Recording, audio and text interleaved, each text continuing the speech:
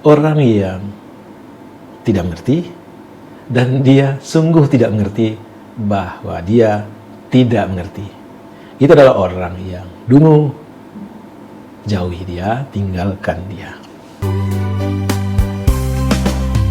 Kelompok kecil pemimpin siasa berkongsi dan penimbun rupiah sedang tentukan arah sejarah dengan stempel pilihan umat.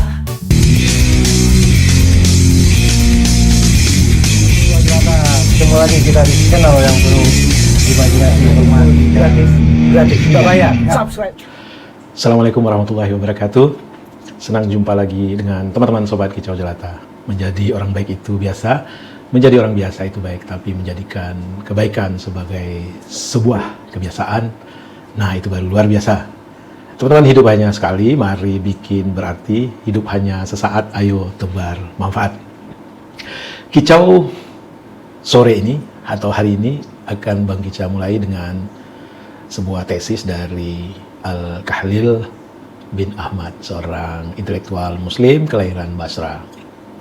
Salah satu tesisnya yang terkenal itu, dia memetakan ada 4 karakter manusia dalam spektrum ilmu pengetahuan. Karakter pertama adalah orang yang mengerti, dan dia tahu, dia paham bahwa dia mengerti, maka itu adalah orang yang alim. Ambil ilmu darinya, belajar kepadanya.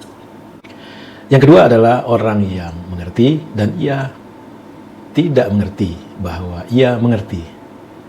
Itu adalah orang yang lupa. Maka adalah tugas kita untuk mengingatkannya. Yang ketiga adalah orang yang tidak mengerti dan ia mengerti bahwa dia tidak mengerti. Maka itu adalah orang yang sedang belajar, orang yang ingin belajar, maka ajari dia. Lalu yang keempat adalah orang yang tidak mengerti dan dia sungguh tidak mengerti bahwa dia tidak mengerti. Itu adalah orang yang dungu, jauhi dia, tinggalkan dia. Ya, itulah 4 spektrum karakter manusia dalam ilmu pengetahuan menurut Al-Khalil bin Ahmad, seorang intelektual muslim. Teman-teman, kenapa Bang Kica mulai kicau ini dengan apa yang diungkapkan oleh Al-Khalil bin Ahmad tersebut? Ini dipicu oleh satu peristiwa kecil pagi tadi yang Bang Kica alami. Peristiwa ini terjadi di grup WhatsApp. Tentu, sebagaimana layaknya teman-teman, Bang Kica juga mengikuti banyak grup perkawanan di WhatsApp. Ada yang berhimpunnya karena pernah berada dalam satu sekolah, ada yang berhimpunnya karena pernah berada dalam satu kantor, ada yang berhimpunnya karena berasal dari kampung yang sama, komunitas yang sama.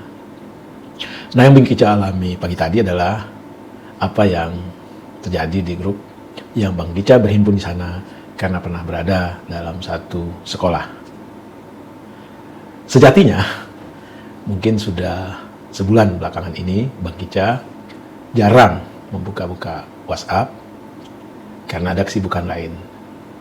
Dan andai kata dibuka pun, pilihannya hanya grup-grup tertentu yang mungkin grup keluarga,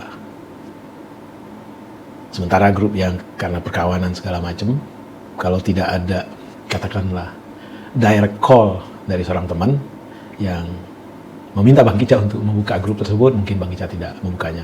Bukan menjauhi pertemanan, tapi first thing first, yang utama tetap yang utama. Jadi kalau ada kegiatan lain yang lebih penting dari sekedar membuka, katakanlah percakapan, celoteh ringan dalam WhatsApp, ya Bang Kica tentu akan memilih yang lebih prioritas. Teman-teman, apa yang Bang Kica alami tadi pagi adalah, ini konteksnya dengan kemarin Bang Kica baca di media sosial soal katakanlah upacara bendera di ibu kota negara. Nah, yang paling ramai dibahas orang adalah soal sewa mobil. Sewa mobil yang konon kata sebagian besar orang itu sama dengan menghambur-hamburkan uang, tetapi komentar dari salah seorang menteri, yaitu Pak Muldoko, untuk kemerdekaan tidak ada hitung-hitungan. Nah, itu ada konteks yang informasi Bang Kica simpan karena terlintas di media sosial. Pagi tadi Bang Kica membuka TikTok, ya nge-scroll, lalu ada satu informasi bahwa terjadi protes dari sekelompok pengemudi kepada otoritas IKN bahwa sewa mobil mereka itu belum juga dibayar. Sewa mobil yang sudah berjalan, bahkan ada yang menyebutnya dari tahun 2022. Nah, jadi ada konteks kemarin, ada sewa mobil besar-besaran untuk upacara IKN, lalu hari ini Bang Kica mendapat berita ada pengusaha kecil, sopir, driver segala macam yang jasanya udah dipakai, tetapi pembayaran atas jasanya tersebut masih tertunda dan mereka protes di kantor IKN.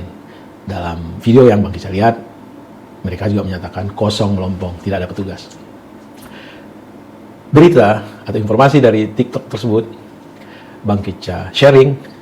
Jarang Bang Kica men-sharing berita, tetapi ini ada konteks yang kemarin. Bang Kica sharing di grup pertemanan, ya kebetulan Bang Kica satu kampus lah dengan teman tersebut. Jadi grup pertemanan kampus. Mungkin ini masih pagi, dan Bang Kica sharingnya di tempat yang salah, tanpa ada bumbu apapun, hanya forwarding, nggak ada komentar segala macam. Lalu ada teman yang menjawab, kok berita receh seperti ini, kira-kira begitulah ya, dikirim ke sini. Anak kuliahan lagi, kuliahnya dalam tanda petik di sana lagi. Mobilnya belum dipakai lagi.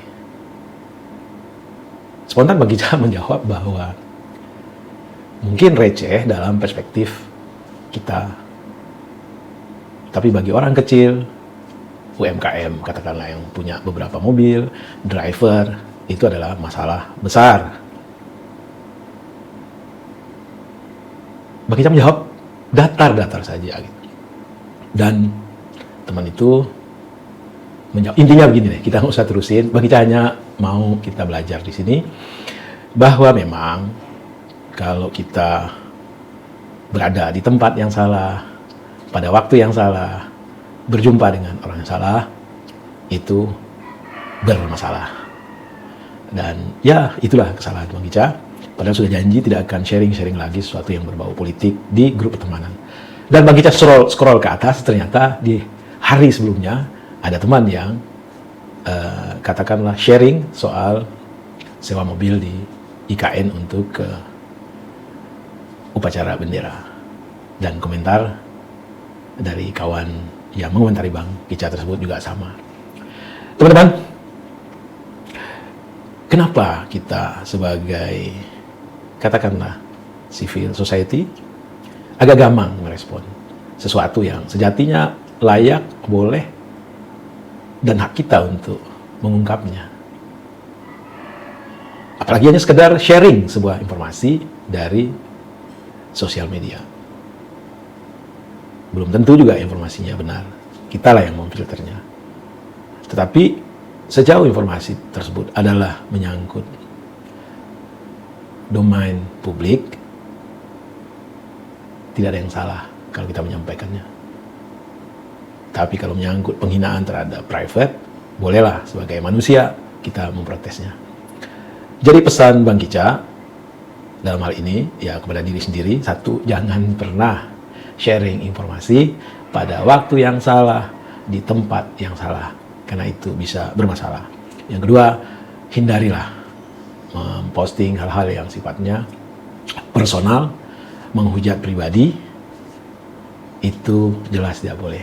Tetapi adalah halal, adalah boleh saja kita sharing informasi yang memang sebagai publik kita harus tahu, karena itu menyangkut kita semua, kehidupan kita dan hak kita sebagai warga negara, sebagai taxpayer. Dan ya barangkali apa yang dikatakan oleh Al-Kahlil bin Ahmad, seorang intelektual Islam itu perlu kita renungkan, kita pahami, sehingga kita tahu dengan siapa kita berhadapan. Terakhir Bang Kicau ingin menutup kicau pendek ini dengan sebuah nyanyi. Nyanyi ini adalah pantun siasah judulnya. Dan kalau ada teman-teman yang tidak nyaman, tersinggung dengan nyanyian ini, Bang Kicau mohon maaf, tidak personal sifatnya ini. Ini sifatnya universal. Wabillahi taufik wal hidayah. Wassalamualaikum warahmatullahi wabarakatuh. Selamat mendengarkan. Salam sehat dan bahagia. Di negeri yang tak berantar, demokrasi hilang arah, dikemas begitu indah, seakan rakyat yang berdaulat.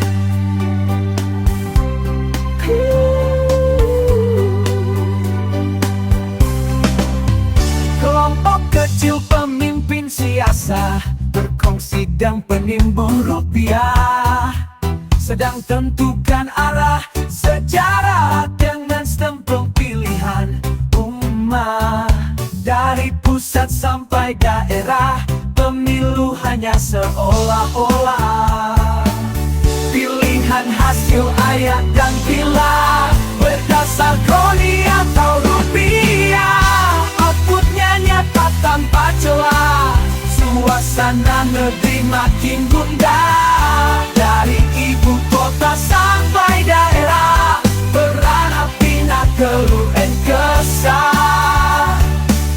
Di seberang sana pulau bicara, di sebelah sini laut dibelah. Alam dirusak, kehidupan diperparah, hukum berpihak pada rupiah. Hasil dipecah belah, gaduh domba mencari nafkah, saling tuding dan saling salah, berebut ribut recehan rupiah. Si kecil papa yang nyata lemah, yang keringatnya selalu basah, dibiarkan hidup berdarah-darah, hidup berebut remah-remah. Si besar pala yang diberi amanah